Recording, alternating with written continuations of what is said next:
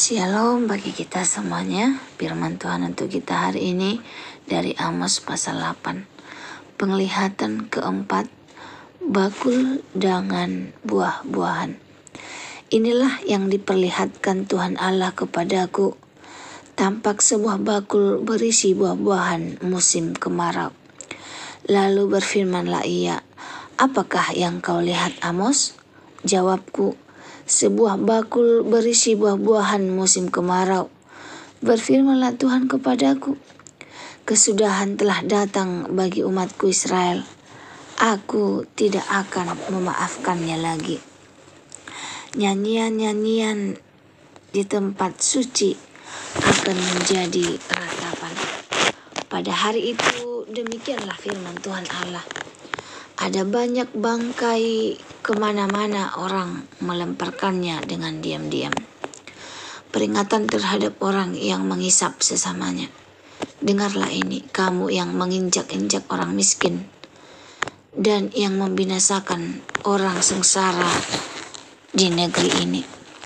Dan berpikir, bilakah bulan baru berlalu supaya kita boleh menjual gandum, dan bilakah hari Sabat berlalu supaya kita boleh menawarkan terigu dengan mengecilkan eva, membesarkan sikal, berbuat curang dengan neraca palsu, supaya kita membeli orang lemah karena uang dan orang miskin karena sepasang kasut yang menjual terigu rosokan. Tuhan telah bersumpah demi kebanggaan Yakub, bahwasanya aku tidak akan melupakan untuk seterusnya segala perbuatan mereka. Tidakkah ada gemetar bumi karena hal itu, sehingga setiap penduduknya berkabung? Tidakkah itu seharusnya akan naik seperti sungai Nil, diombang-ambingkan dan surut seperti sungai Mesir? Gerhana matahari dan ratapan. Pada hari itu akan terjadi demikian firman Tuhan Allah. Aku akan membuat matahari terbenam di siang hari dan membuat bumi gelap pada hari cerah. Aku akan mengubah perayaan-perayaanmu dengan perkabungan dan segala nyanyianmu menjadi ratapan. Aku akan mengenakan kain kabung pada saat pinggang dan menjadikan gundul setiap kepala. Aku akan membuatnya sebagai perkabungan karena kematian anak tunggal, sehingga akhirnya menjadi seperti hari yang pahit, pedih, lapar dan haus. Sesungguhnya waktu akan datang, demikianlah firman Tuhan Allah. Aku akan mengirimkan kelaparan ke negeri ini, bukan kelaparan akan makanan dan bukan kehausan akan air, melainkan akan mendengarkan firman Tuhan. Mereka akan mengembara dari laut ke laut dan menjelajahi dari utara ke timur untuk mencari firman Tuhan, tetapi tidak mendapatkannya. Pada hari itu aku akan reba lesu anak-anak darah yang cantik dan anak-anak teruna karena haus. Mereka yang bersumpah demi Asima, Dewi Samaria, dan berkata, demi Allahmu yang hidup, hai Dan, serta demi dewa kekasihmu yang hidup, hai Beersheba, mereka tidak akan reba dan tidak akan bangkit lagi.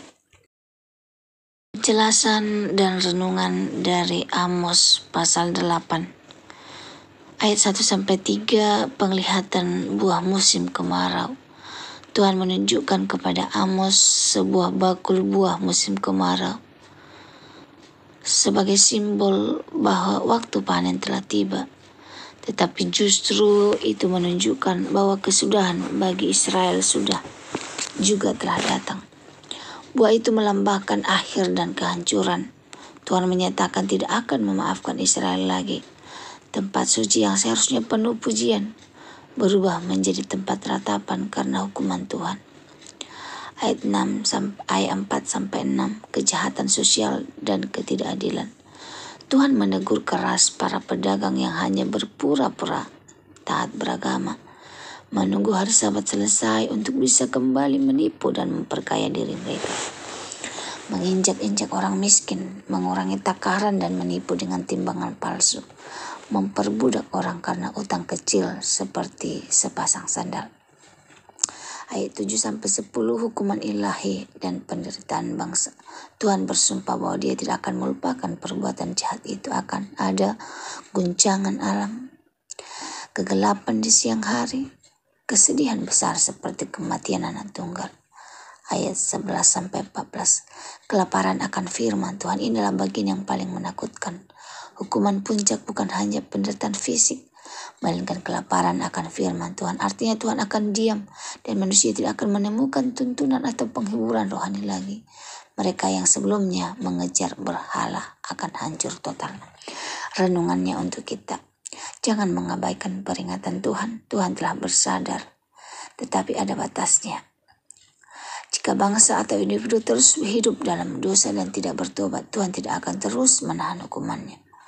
Saat Tuhan berkata, aku tidak akan memaafkannya lagi, itu adalah peringatan keras bahwa kasih karunia bukan untuk disalahgunakan. Lanjutnya, ibadah tanpa integritas adalah kejahatan. Israel tetap menjalankan hari Sabat dan bulan baru, tapi hati mereka penuh rencana jahat. Ini mencerminkan orang yang datang ke gereja tapi hatinya penuh keserakahan. Ibadah tanpa keadilan dan kasih adalah kebohongan. Ketidakadilan sosial adalah dosa serius. Mereka menindas yang miskin, memperdagangkan manusia, menipu yang dalam bisnis. Tuhan melihat dan membenci semua itu. Dalam dunia sekarang pun ketidakadilan dan eksploitasi tetap menjadi masalah besar. Sebagai umat Tuhan, kita dipanggil untuk menjadi pembela kebenaran dan keadilan. Terakhir, kelaparan akan firman Tuhan adalah hukuman terberat. Seringkali kita tidak sadar betapa berharganya firman Tuhan. Tetapi akan ada waktu jika terus menolaknya, orang tidak akan bisa lagi menemukan kebenaran. Diamnya Tuhan adalah penderitaan paling gelap. Semoga firman Tuhan hari ini menjadi berkat bagi kita. Terima kasih. Tuhan Yesus memberkati. Shalom.